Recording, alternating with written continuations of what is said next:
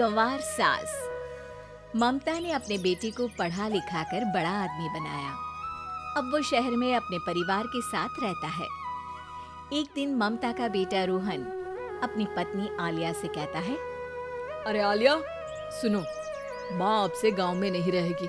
वो हमारे साथ यहीं रहेंगे शहर में। उनका कमरा आज नौकर से बोलकर अच्छे से साफ करवा देना। ओह, आज तो मेरी किटी पार्टी है, फिर मुझे जिम और फिर शॉपिंग। ठीक है, कल करवा दूंगी। अच्छा, लेकिन माँ के सामने ये कपड़े नहीं चलेंगे। हाँ, तुम्हें साड़ी या सूट पहनना होगा। अरे बिल्कुल भी नहीं। मेरे मम्मी पापा ने इतना पैसा लगाकर शादी इसलिए नहीं की थी कि मैं अपनी मर्जी के कपड़े पहन ओढ़ भी ना सकूं। अरे चलो, गुस्सा मत हो, लेकिन कुछ दिन तो माँ की खुशी के लिए कर सकती हो ना। लेकिन आलिया मानती नहीं। माँ आती है सिंपल सी साड़ी, झोला और चप्पल पहनकर। अरे रोहन, मैं इनके साथ कैसे रहूंगी?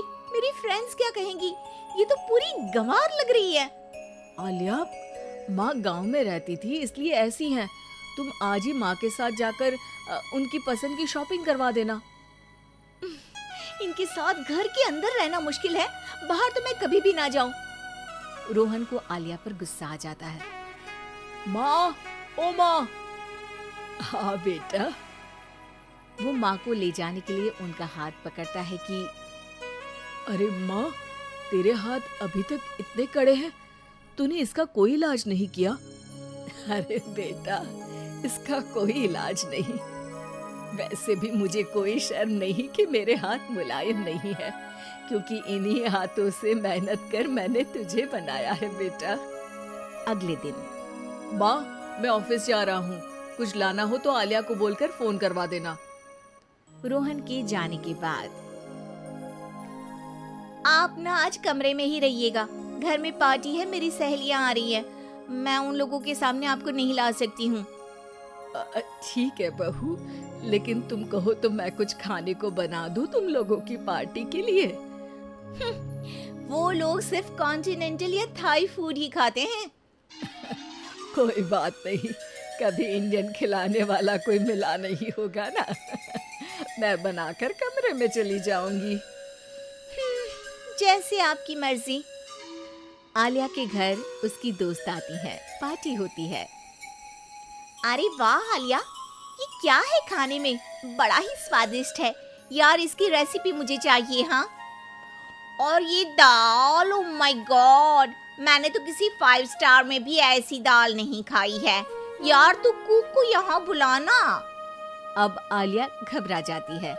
हाँ हाँ हाँ, क्यों नहीं, माँ जी जरा बाहर आइए। आलिया की सास सिंपल सी साड़ी और गांव के अंदाज में आती है। अरे बहू, क्या हुआ? खाना पसंद नहीं आया क्या? बहू? अरे ये गांव से दिखने वाली औरत तुम्हें बहू क्यों बोल रही है? कौन है ये? वो हमारी नई नौकरानी है। सास बहू की बात सुनकर बहुत दुखी हो जाती है। वो सर झुकाकर जा ही रही होती है कि एक सहेली बोल पड़ती है। अरे कहाँ जा रही हैं माँ जी?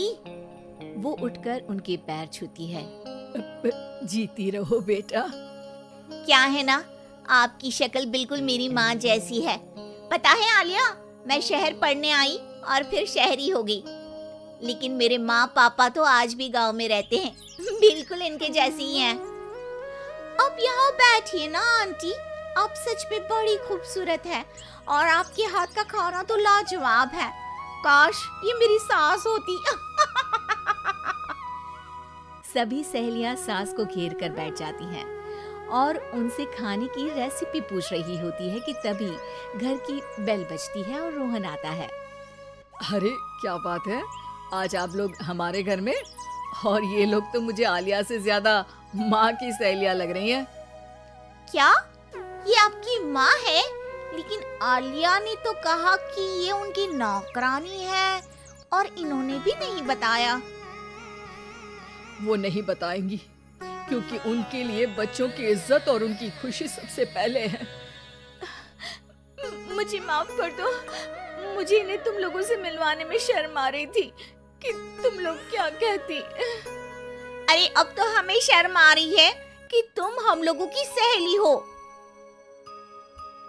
हाँ, जो माँ जैसी सास को नौकरानी बोले वो हमारी सहेली नहीं हो सकती। ये बोलकर सभी वहाँ से जाने लगती है कि सास बोलती है, आलिया की तरफ से मैं तुम लोगों से माफी मांगती हूँ। उसने जो कहा उसके लिए मैं उसे माफ करती हूँ। अब तुम लोग भी उसे माफ कर दो, क्योंकि अगर तुम लोगों ने उससे दोस्ती तोड़ी तो फिर मेरे हाथ का खाना कैसे खाओगी? नहीं नहीं आंटी, जरूर आएंगे, लेकिन अब आलिया की नहीं बल्कि आपकी सहेली बनकर।